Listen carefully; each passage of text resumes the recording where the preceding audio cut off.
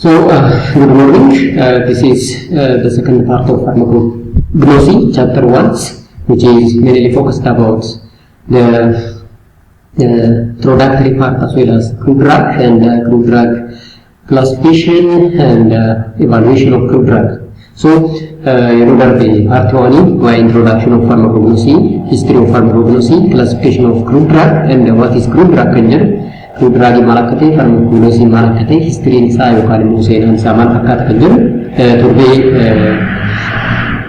part jalqabaa keessatti ilaallee kanaaf part lammaffaa irratti immoo irra waa'ee evaluation of crude drug ilaalla jechuudha.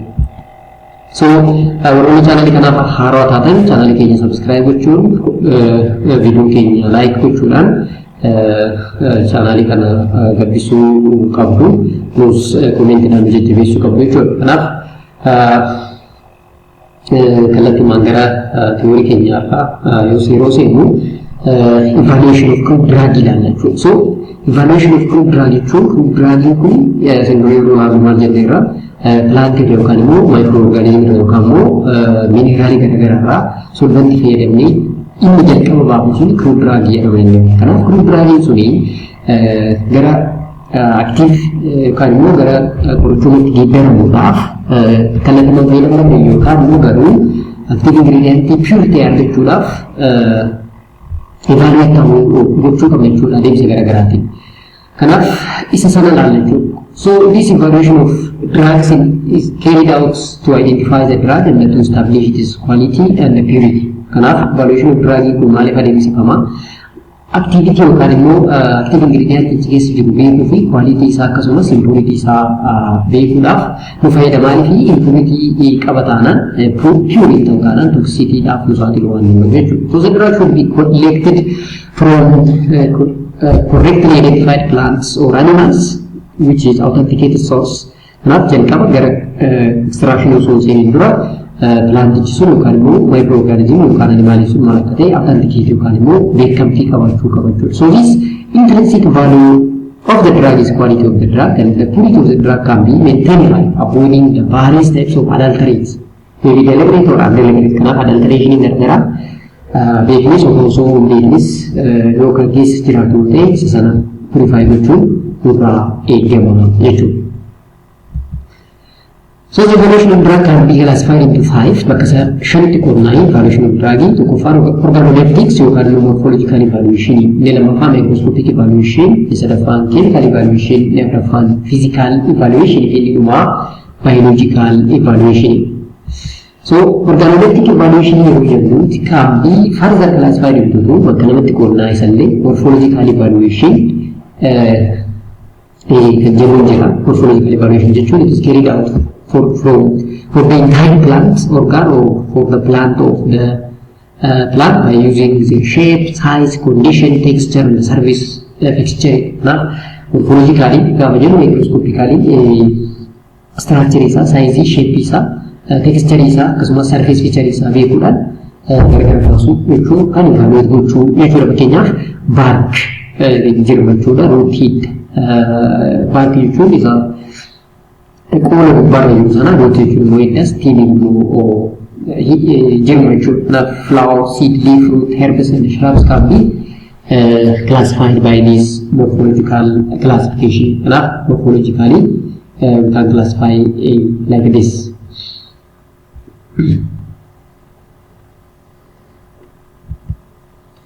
So baarkii yoo jennu bifa kanaan biqiloonni tokko tokko baarkiin isaanii kana fakkaata. Baarkii isaanii kanatu immoo qorichoota qabachuudha. Bifa kanaan morphologically beekuu ni dandeenya jechuudha. Inni kun jinjarii jinjibila isa fayyadamu sana jechuudha. Inni kun immoo raisins or turmeric raisins underground partii yeroo baay'ee biyyee keessa warroota baanii jechuudha. Asimmoo seenaaniif baala tutsiliif talsiliif arzees isaan kun immoo baala isaanii jechuudha. Baala isaanii morphologically bifa kanaan adda baasuu dandeenya. Flowers yeroo tokko tokko daraarri isaaniitu qorichoota kan qabu warroota jirantu jira. Kanaaf isaanis morphologically bifa kanaan adda baasuu ni dandeenya jechuudha. So kun immoo shanyii yookaan firii isaanii kanneen jedhamu kanneen akka almond fruits, almond oil kan jedhamu sun fakkeenyaaf almond fruitii kanarra ta'e amlaa fruits in the main fruit are there like this we can identify their morphology by using this one. Same is true here, seed are there talba isa jedhu sana jechuudha. Kuni raasmoomika seed also there isaan kunneen karaa Maybe something can develop. We have found sensory evaluation. The drug is evaluated by the sensory characters such as colors, odor, taste, fractures, color of fractured surface, feel of the surface or rough or smooth. Yes, sensory is coming in the nama is taste is fracture is bifa isaatiin ta'uu danda'a adda baasuu ni danda'u jechuudha. Fakkeenyaaf all the volatile containing drug characteristics of odor whereas most of the alcohol containing the bitter of taste. Kanaaf yeroo baay'ee zeeshaal yookaan immoo volatile oil kanneen jedhu kanneen fuulii bareedaa yookaan immoo fuulii bareedaa qabanidha baay'een isaanii kanneen mi'eessituu garaagaraa keessatti argaman sun nama fooliidhaan adda baasuu dandeenya. Inni biraa immoo alkaaloidii kanneen jedhu kunniin spectacular medicinal plant jenneerraa isaan nama foolii nama hadhaa warroota qabanidha. Yeroo baay'ee argitanii yoo jiraatan qorichoonni aadaa baay'een isaanii dadhabni isaanii hadhaa cimaa qabachuudha. Kanaaf hadhaan sun alkaaloidii akka qaban atleast nu akeeka because alkaaloidii nama labeezummaa waan qabuuf jechuudha. So terminalis chipulla dried in the fresh are there. This one is the plant which is used for medicinal plant. Yeah. So the second one is microscopic or anatomical evaluation. It is further categorized into two types actually. Qualitative microscopic are there. And this is a type of evaluation carried out for the determination of cellular structure like the presence of stomata, trichons, and by performing histological tests upon the various cellular constituents. Microscopically, microscopic anatomy isani adda baasuun secondary metabolite case jiru beekuu dandeenya jechuudha. Stomata isaa ta'uu danda'a, trichons isaa ta'uu danda'a, yes, cellular constituents isaa beekuu dandeenya jechuudha by using what? Microscope. By using microscope. Yeah, this one is the histopathology or the morphological structure using maybe microscope, maybe same. Scanning electron microscope may be used for such type of activity. Transactional section of the plant, the longitudinal section waan jedhamu jira. Isaan sanni ni danda'u. Kanaaf biqilaan tokko epidermis, cortex, phylums እንደዛ ilanii qaba jennee isaan sanni anatomically by using microscope we can identify plants. Same is true. This one is the morphology which can be shown by microscope. For example, of Dr. Ruthenium red gives red color with mucilage and ammonium 1 tannins followed by sulfuric acid gives red color with strychnine. Yeah, secondary metabolite case jiru irratti hundaa'uudhaan kananii nuti arginus garaagarummaa qabachuudha. Kanaaf fuulduraalee tokko keessatti secondary metabolite waan akkamiitu jira kan jedhu kalarii isaatu danda'uudhaan beekuu dandeenya. Isa sanaanii qualitative microscopic identification jennan jechuudha. In the microscope, quantitative microscopy, the deal with determination of various constant for the determination of cellular structure such as trichons, starch, grains, yes, stomatal index, and many drug structure are there. So, the facanalis structurally quantified with cellular constant, various constant to the garagati. Fayyadamee bakka garaagaraatti fiizikoo keemikaal koonstaantii jennaani isaan saniitiin baasuu yookaan beekuu ni dandeenya jechuudha. Fakkeenyaaf refractive index isaa ta'uu danda'a. So by using different device quantify gochuu ni dandeenya jechuudha. So the method involves the measurement of derivation such as the width of the phylum fiber, the size, the calcium oxalate crystals, and the starch grains as well as number of stomata. By using microscope to quantify such type of parameter can be used for quantitative microscopic identification. So various surface constant for the leaf like palacid ratio, stomatal numbers, stomatal index, bearing slate numbers, and the mid-late termination number can be calculated. Now, microscopically quantify gochuu dandeenya dimension garaagaraa fakkeenyaaf phylum fiber ta'uu danda'a, size ta'uu danda'a, calcium oxalate crystal achi keessa jiru ta'uu danda'a, starch grain, and the number of stomata dabalatee surface constant for the leaf especially baalaaf. Palacid ratio kan jedhamu stomatal number, stomatal index wantoota jedhaman kanneen quantify the trend by using microscope. This is also another technique of identification.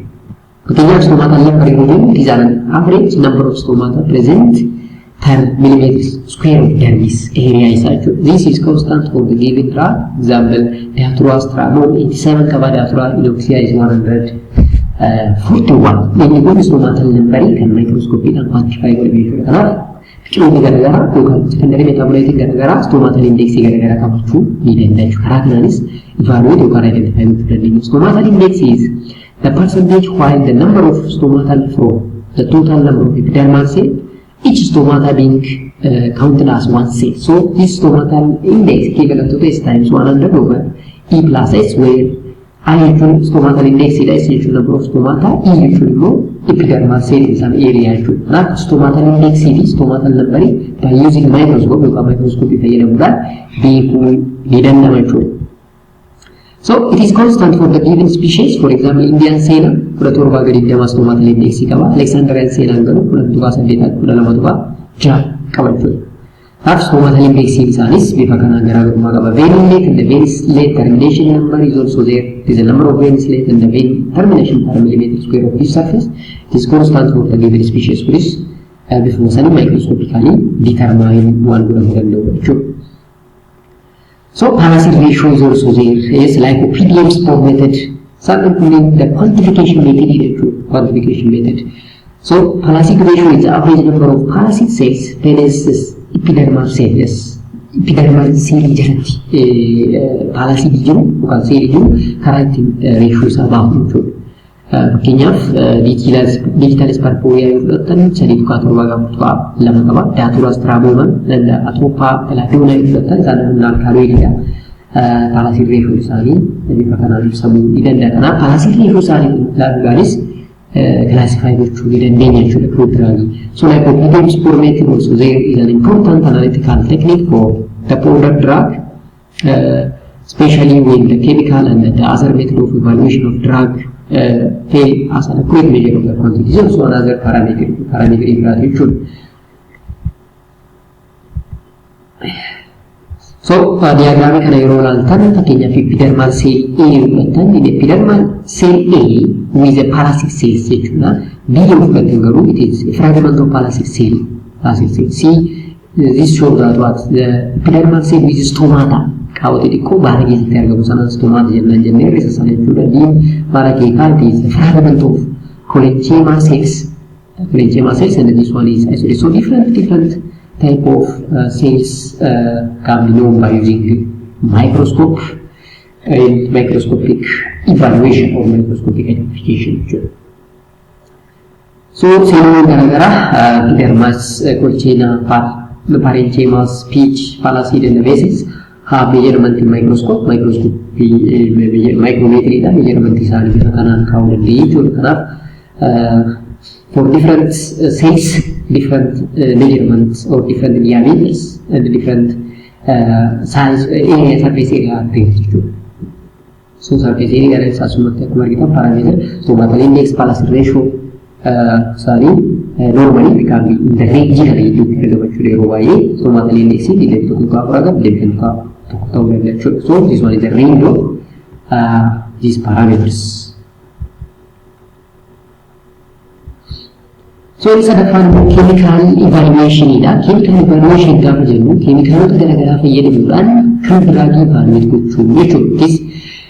it is carried out to ascertain the presence of definite chemical constituent in a given drug. The evaluation can be carried out by the following parameters. So, chemical testing.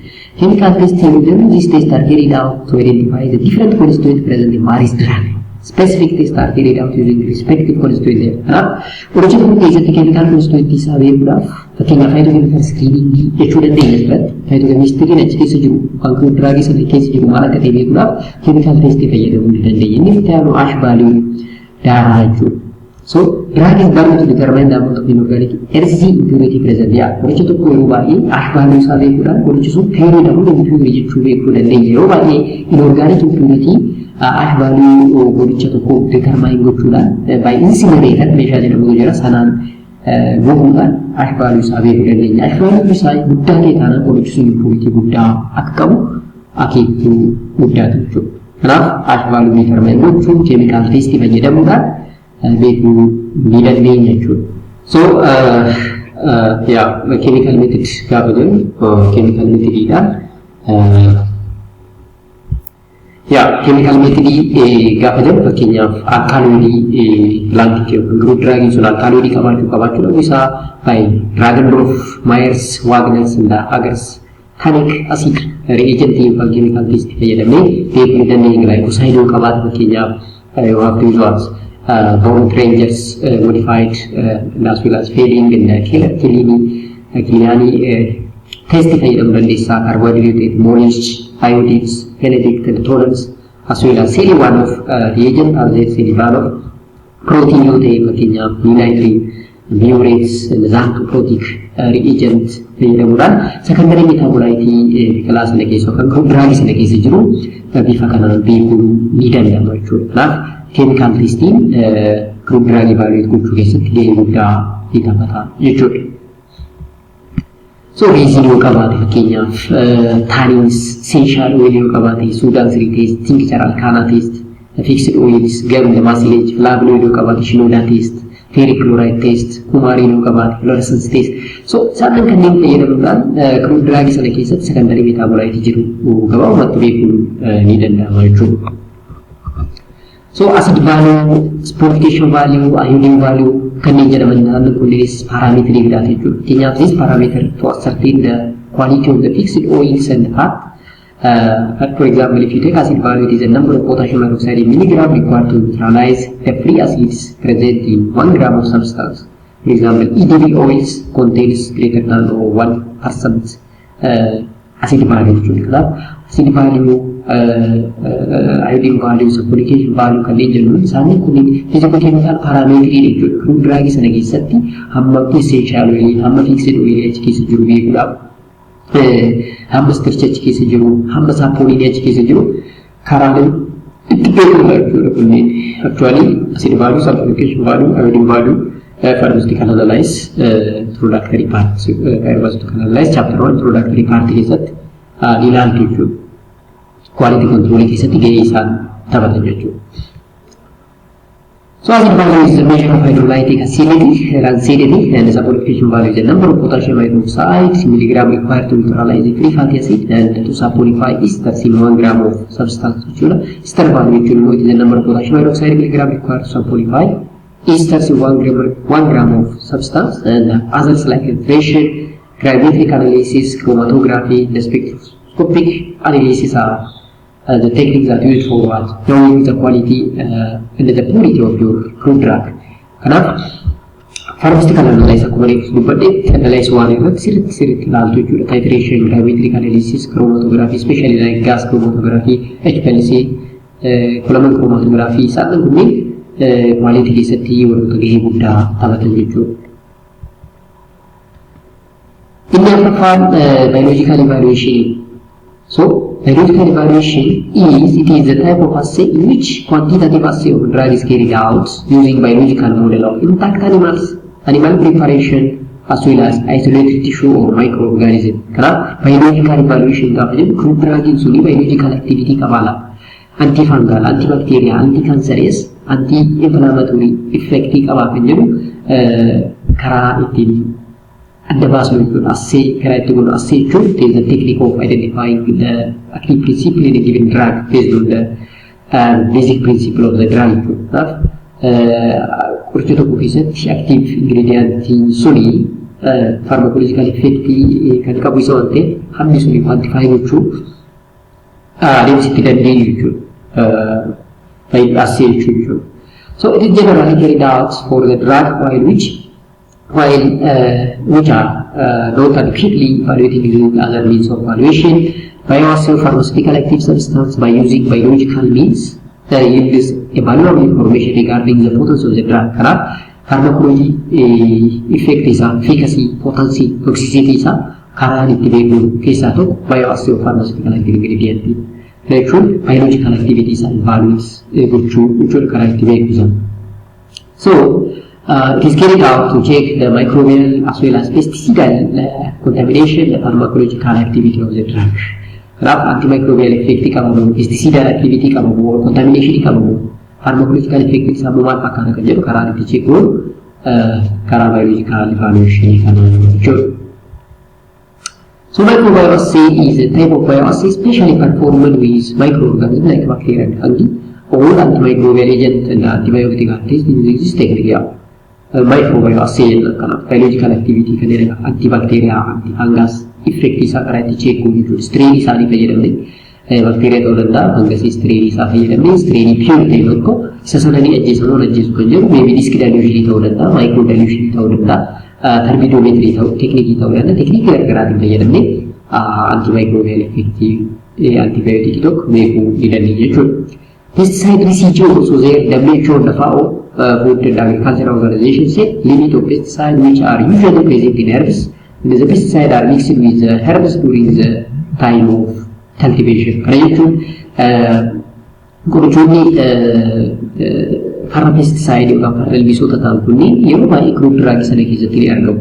Kanaaf hammi isaanii suni World Health Organization FAO hamma limitii qabu jechuudha. Limitii sana kan caalan ta'an rakkoo fidu sila ta'eef limitiin sun eegamuu qaba jechuudha. Kanaaf over limitii jedhamu limitii sana keessa jiru kan jedhu karaan itti beeknu this microbial evaluation yookaan biological evaluation kana jechuudha.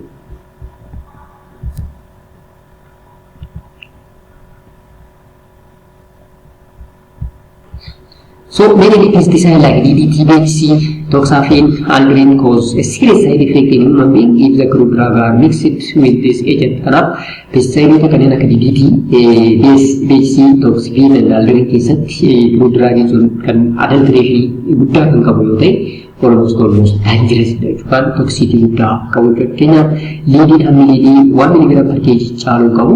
Cadmium 0.3 mg per kg caaluu qabu. Arsenic 10 mg per kg caaluu qabu. Mercury immoo 0.3 mg per kg caaluu qabu jechuudha. Isaan limitii kaa'amee jechuudha. Limitii kanneen caalataana side effect isaatu guddata jechuudha. Maaliif isaan kun heavy metal kanneen jedhu keessaa isaan tokko waan ta'aniif heavy metal immoo hammi isaa garmalee baay'ee taanaan toxicity cimaa nurratti geessuu waan danda'aniif jechuudha. Microbial contamination are there. Microbial contamination is usually medicinal plant containing bacteria and mold are coming from soil in the atmosphere. For example, the analysis limit of E. coli, which is 100 per gram, and the mold clearly shows light toward the harvesting the production practice. The substance known as aflatoxin, for example, 2 microgram per kg will produce a serious side effect, carcinogenic if consumed along with the crude drugs. So this aflatoxin should be completely removed or should be not present. Yeroo tokko microbial contamination crude drugs sana keessatti jiru sababoota biraatiif saaxiluu danda'a. Fakkeenyaaf aflatoxinii kan fudhannu yoo ta'e hammi isaa garmalee kan baay'atu ta'e 2 microgramii per kg caalu kan caalu taanaan kaansarii sadarkaa fiduu yookaan immoo liver cirrhosis aga sadarkaa fiduuti. Fakkeenyaaf aflatoxin B 1/2 liver cirrhosis effects if the content is very high. Kanaaf namoota garaagaraatiif saaxiluu danda'u waan ta'eef microbial contamination kun of eeggannaa cimaa kan barbaadudha jechuudha. So biology curricular, right? The determination of biological potency of the herbal constituent and the market preparation containing mixture of bioactive plant constituent and the relative properties of a single bioactive compound can vary from batch to batch while the biological activity remains within desired limits. Biology biological potency is a pharmacological effect of crude drug check on case is a tokko gara magaalaatti baasuu keenya dura biological activity sirriitti beekamu qabachuudha. Variation of adaptogenic activity profile of herbal preparation, evaluation of antioxidant active herbal, microbial contamination, anti-diabetics, and hair growth potential, yes. In vivo, in vitro jechuun keessa yoo ta'u, in vitro jechuun alaa jechuudha. Keessa ala gaafa jennu kuni beelladoota yookaan bineensota laaboraatoorii kanneen jennu kanneen akka hantuutaa yookaan immoo kanneen akka illeettii kanneen akka booyyee fayyadamuudhaan kan ittiin cheekuu sana jechuudha. Inni kun immoo vitro gaafa jennu it is on the testing irratti fakkeenyaaf distribution fayyadamnee bacterial effect isaa cheekuu dandeenya jechuudha. Anti-diabetic effect isaa yes dhukkuba sukkaara irratti dhiibbaa ni qabu. Antioxidant radicals scavenge gochuu irratti faayidaa inni qabu microbial contamination evaluation isaan kanneen check gochuu danda'u qabu jechuudha. Next up physical chemical evaluation ida. Physical chemical evaluation gaafa jennu determination of foreign matters. Fakkeenyaaf wantoonni alaa wantoonni barbaachifne jiru moo jiru. Fakkeenyaaf drug should be free from insects, moths, animals, fecal matters and other contaminants such as aerosol and extraneous matter. All kind of foreign matter should be determined so as to obtain a pure drug. Yeah. Crude drug sana keessatti wantoonni barbaachifne wantoonni alaa keessa seenuu danda'u. Fakkeenyaaf insectii seenuu danda'a, mothii seenuu danda'a, animal seenuu danda'a, fecal matter. Dhagaan biyyeen yes sana kun seenuu danda'u. Isaan kun immoo barbaachisan sila ta'eef keessaa baasuu qabna. Determination of ash value akkuma reefu hamma daaraa crude drug sana keessa jiru beekuu jechuudha. Hammi daaraachi keessa jiru maybe total ash ta'uu danda'a, acid soluble ash ta'uu danda'a, water soluble ash ta'uu danda'a, sulfated ash value ta'uu danda'a. Isaan kunniin hundiitu isaaniitu sababa impurity waan ta'aniif beekamuu qabu jechuudha. Beekamuu qabu jechuudha. Ash value determination of foreign matter isaan kunniin physical chemical evaluation keessatti ramadamu jechuudha. The residual remaining after incineration, the burning is also known as ash content. Incineration jechuun gubuu incinerator keessatti meeshaan incinerator jedhamutu jira. Sichi keessatti qorichi keenya ho'a hundaatiin ni gubuu jechuudha. Ni gubuu erga gubuu booda hamma ashii yookaan daaraa achi keessatti uumamu ilaaluu ni dandeenya. Hammi ashii yookaan daaraa garmalee baay'ate taanaan impurity hedduutu jira yaada jedhu akeekuu cimaa nu kennuu danda'a jechuudha. Dash representing organic chemical, salt, soil attached to the drug, fakkeenyaaf carbonates ta'uu danda'a, oxalate, silicate ta'uu danda'a jechuudha. Kunniin incorporates ta'anii qoricha yookaan crude drug keenya wajjin waloota argamu jechuudha. Criterion of determining quality and purity and the allowance total ash is not more than 5% weight by weight. Yeah. Most of the time, limit is 5%. All town comes weight by weight. Malip Salaman Goga weight by weight will use solid silate. Acid soluble ash is a part of the total ash which is soluble in dilute HCl. Dilute HCl. Soil in the sandness beget against rich sandsuning Jirachu did a dog. Calamine acid soluble ash is no more than 5% again. The water soluble ash is used to estimate the amount of inorganic element present in a drug. For example, nothapodides contains 0.1 to 4 plus or minus 0.004, 0.05 weight by weight percentage. So always the ash value must be minimum powder. In the determination of extractive values, extractive value of the given drug is the amount of active constituent that can be extracted with a particular solvent in a given period of time. Yeah. Active ingredient solvent nuti qabnu solvent fayyadamne wajjin extract ta'e qabbeesuni extractive value jenna jechuudha. This may be water soluble extractive, alcohol soluble extractive, ether soluble extractive, and volatile oil content. Maalifi like principle jira. Warroonni polar ta'an polarii keessatti buluramu, warroonni nan polar ta'an immoo nan polarii keessatti buluramu. Sababa kanaaf extractive value crude drug tokko solventii sanarratti hundaa'uu ni danda'a jechuudha. So water soluble extractive it is used for those drugs which are contain sugars, mucilage plant. Isaan kunniin sababoota warroota bishaaniin extract ta'uu danda'anii jechuudha. Alcohol soluble kanneen jennu it is used for drugs that contain resins, tannins. Generally 95% ethyl alcohol is used on a solvent. Benzoin should not be less than 90% weight by weight. That water soluble kanneen salphaatti bishaan keessatti bulbulaman jechuudha. Alcohol soluble kanneen alkoolii keessatti bulbulaman jechuudha. Ether soluble etheriin petroleum ether ta'uu danda'a. Inni kuni garmalee nan poolaarii waan ta'eef warroota nan poolaar ta'an kanneen akka ooyilii kanneen ekstiraat gochuudhaaf nu fayyada jechuudha. Yeroo baay'ee isaan saniin extract gochuuf nu fayyada. Fakkeenyaaf capsaicin and volatile content should not be less than 12 weight by weight. So this one is a limit for ether soluble extractive value. Inni waan mojicha content-idha. Hammi jedhiinsa achi keessa jiru jechuudha. Crude drug sana keessatti hammi jedhiinsa jiru sun optimum ta'uu qaba. Garmalees baay'achuu qabu, garmalees xiqqaachuu qabu jechuudha. Kanaaf the percentage of active chemical constituent is always given on air dry basis of the drug. Moisture content is determined by the heat the drug in an over to 105 till the constant weight is gained. Overall fayyadamee aga 105 degree Celsius keessatti ho'isuudhaan moisture achi keessa jiru baasuun beekuu ni dandeenya. Jalqaba garuu moisture achi keessa jiru san moisture balance fayyadamee measure goonee beekuu jechuudha. Excess moisture affects the drug chances adii to hydrolyze kanaaf qorichoonni hydrolyzeedhaaf akka saaxilamni moisturii garmalee baay'achuu qabu jechuudha drug sana keessatti.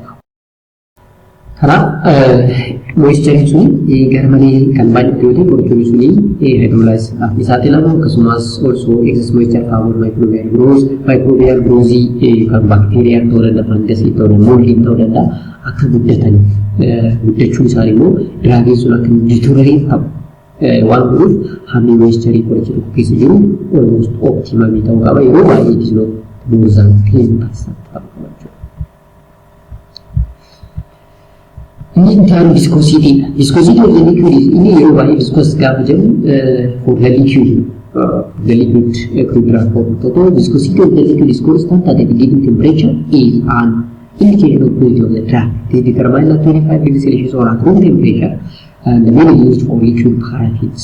They should not be less than 64 centistocks, which is centistocks is the unit of viscosity. Kana viscometry machine jedhamutu jira. Viscometry sana fayyadamni viscosity of solvent keenya beekuu yookaan liquid keenya beekuu ni dandeenya jechuudha. Innis parameetirii biraati jechuudha. Inni biraa melting point qabxii baay'inaa fi qabxii dhabdummaa isaanii drug sana beekuu dandeenya. Kanaaf karaan quality yookaan purity of drug tokko itti beekuu keessaa inni tokko qabxii baay'inaa fi qabxii dhabdummaa isaanii beekuudha. So drug contain various chemicals so that the melting point is not sharp. Kanaaf yeroo baay'ee impurity garaagaraa gaafa keessa qabaatu melting point isa sharp irratti hin gochuudha. Kanaaf reenjii garaagaraa keessa dhufa yeroo akkasii sana hammi impurity achi keessa jiru nama akka ta'e akeektuu guddaa jechuudha. So bakka isa reenjii jedhu yeroo baay'ee reenjiidhaan qabatee harka paaraafin fudhatta melting point isaa 50-57 ta'a. Jechuudha. Naannoo paaraafin sana keessatti impurity garmalee baay'ate taanaan maybe 50 irraa gara gadii ta'uu danda'a 57 irraa gara olii immoo xiqqoo siquu danda'a. Kanaaf sharp riizaaltiin argamu jechuudha gaafa impuritiin baay'ate. Mineral optical rotation yeroo baay'ee inaan shumarii qorichoonni baay'een inaan shumarii qabu. Kana jechuun regularized line yookaan immoo polarimetrii kan fayyadamanii gaafa optical rotation isaanii ilaallu maybe dextro rotatory or levo rotatory ta'uu danda'u jechuudha. Kanaaf kanammoo kanatti adda baafamu polarimetrii fayyadamuudhaan kana organic chemistry irratti ilaaltaniirtu pharmaceutical analysis irratti illee ilaaltu jechuudha. Kanaaf meeshaan kun yeroo baay'ee inaan shumariin yoo jiraate kan itti baafnu sugars carbohydrates d-glucose l-glucose jechaa ture. Fakkeenyaaf dopamine l-dopa d-dopa l jechuun levorotatoryidha d jechuun dextrorotatoryidha. Kanaaf meeshaan kunis hammi impurity qoricha tokko keessa jiru akeektuu yookaan physical parameter keessa tokko jechuudha. So optical rotation yeroo baay'ee is one of the criteria to determine the quality and the purity of the drug jechuudha. So keessa jambo fudhataan optical purity isaa plus 3 degree to that of minus 50 jechuun plus 3 jechuun dextro as well as kan jechuun immoo levorotatory jechuudha. Inni biraa refractive index dha reefu jenneera especially oil drug irratti yookaan essential oil yoo ta'u karaan itti beeknu keessaa tokko refractive index jedhanis refractometer maashinii jedhamuudhaan beekama jechuudha. When the beam of light passes through the medium of frequent density dependent from the original path, thus the ratio of the velocity of the light in a vacuum to this velocity the substance is termed as refractive index of substance.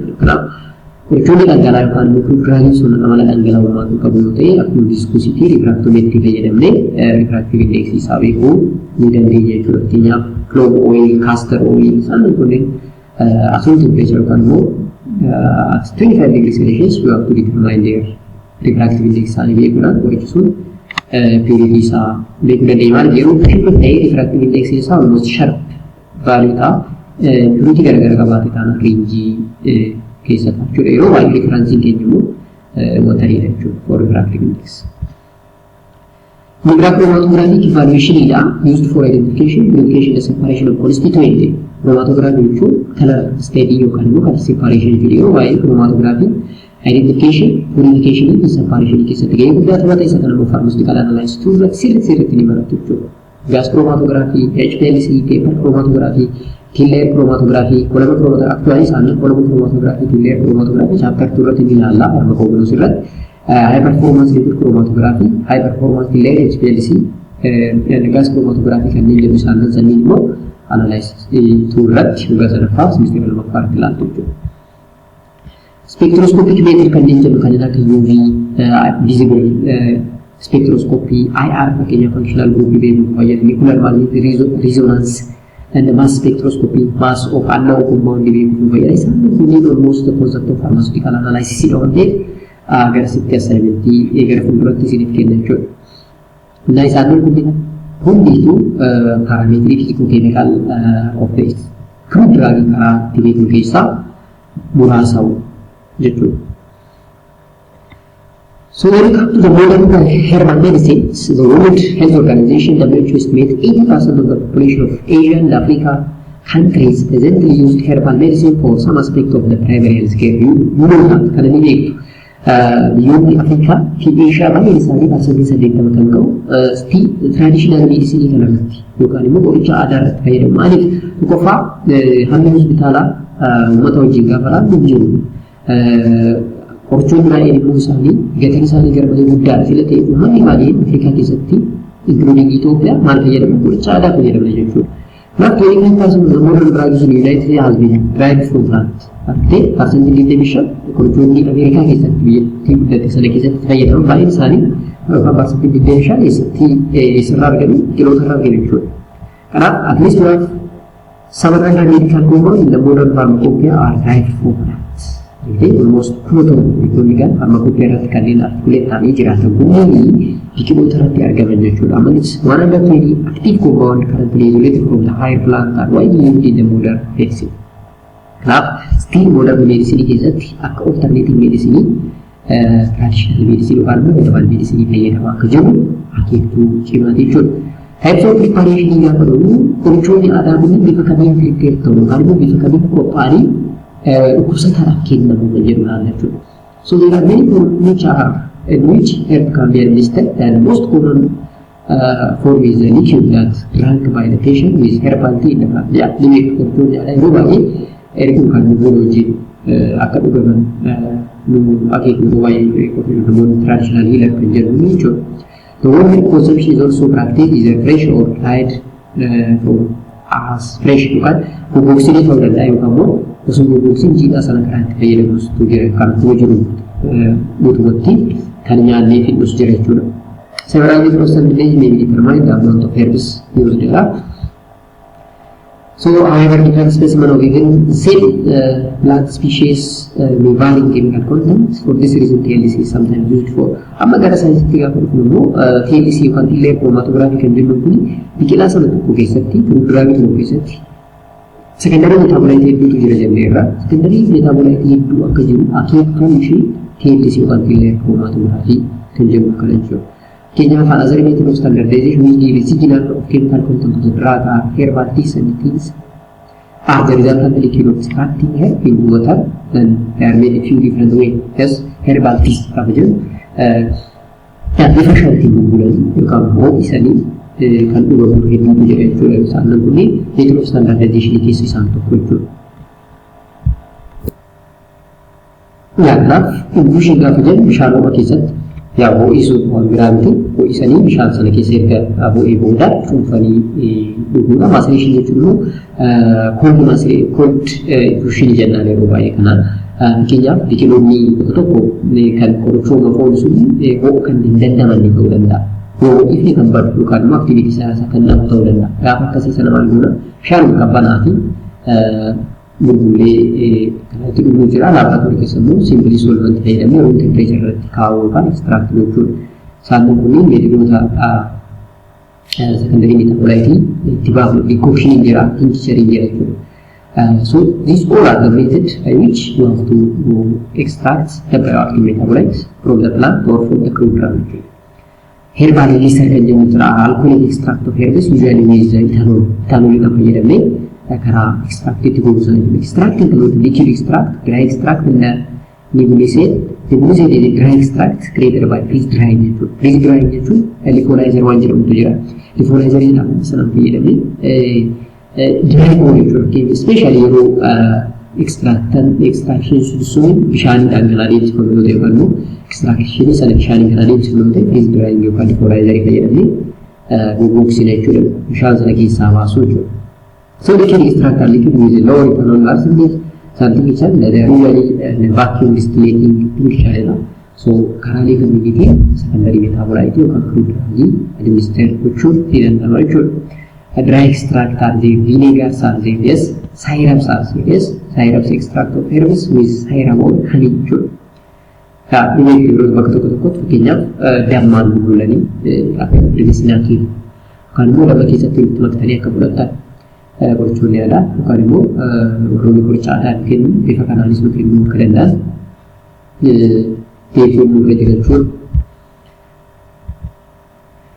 So the extract composition of herbal product is influenced by the method of extraction. Yeah, method of extraction composition biqiloota sana keessatti jiru barnoo traditional medicine sana keessa jiru irratti dhiibbaa guddaa fiduu danda'a. Fakkeenyaaf oolii kan ta'u yoo ta'e simply essential oil kun yeroo baay'ee Biotin clinical apparatus yookaan immoo subsidiary apparatus fayyadamtee extract gochuudha. Yeroo essential oil extract gochuu barbaadde immoo saampilii kan yeroo dheeraa gochuun qabu. Maaliif essential oil kunis gabaabumatti gara qilleensatti tamsa'uu waan qabaniif danda'u waan ta'eef guyyaa saddeet caalaa gochuun sirraan eegamu jechuudha. Saampilii sana oil extract gochuu barbaadde. Kanaaf adeemsi extraction fi solvantii fayyadamuu yookaan immoo meetodii fayyadamu sun biqilarraa biqilatti yookaan immoo secondary metabolite ati barbaaddu irratti mul'achuu ni danda'a. Yeah, so one essential environment with the skin and the use of high dose. Yeah, is having one secondary metabolite kuni adeemsa extraction ko osoo taari haalli fayyadamiisa isaaniitu garagara. Fakkeenyaaf essential oil yeroo baay'ee tan skin barnaan jibe yookaan gogaa keenyatti waan gogiinsa wayii ni fidu jechuudha. Kanaaf akkasuma dhufnee maal gochuu qabna ganeetu dhufnee fayyadamuu nurra jira jechuudha. Inhalation fakkeenyaaf aromaatherapii foolii isaanii funyaaniin harkisuudhaan kanneen nu fayyisan hedduutu jira. Fakkeenyaaf saayinasii fayyisuudhaaf qofaadhaafis ideen kun gara funyaaniin harkisuudhaafis karaa itti fayyadamuu akka jiru beekuu qabna jechuudha. Scheme for pharmacopoeia study of the crude drug elasticity, systematic study of crude drug involves official title, synonyms or vernacular name if any, biological source in the family, geographical source in the habitat, history in the production of the drug, cultivation, collection, processing for market and commerce. Traditional medicine of preventive Nebuda, crude drug is a vascular, like adems in the bone of Kenya, middle systematic study of crude drug. Jalqaba crude drug yookaan sun traditional medicine qaba clinic qaba kan jedhu information walitti sassaabachuu qaba. Kana booda official title isaa baasnaa fi vernacular yookaan synonyms isaan gawwan fakkaatu. Maaliif biqilaatu bakka bakkatti maqaan isaa garagara ta'uu danda'a waan ta'eef maqaa isaanii bakka garagara jiru waliin qophii godhee adda baasuu nurra jira jechuudha. Kan wal fakkaatu akka hin fayyadamne jechuudha. Inni biraa biological source fi family isaa taxonomic classification isaa jechuudha. Geographical source eessatti argama yeroo baay'ee kan jedhu history the production of crude drug seenaa isaa gara duubatti deemnee literature review irraa fudhachuu danda'u qabna jechuudha. Sana booda collect goonee erga process goonee booda gara magaalaatti yookaan immoo gara faayidaatti jijjiiruu ni dandeenya jechuudha.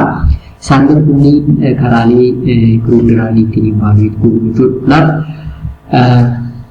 Morphological is a microscopic as well as histological study, chemical constituent, qualitative chemical test, pharmacological action, therapeutic use, other pharmaceutical use, pharmaceutical preparation, formulation, commercial varieties and substituent, adulteration, quality control drug, and phytopharmaceutical derived food.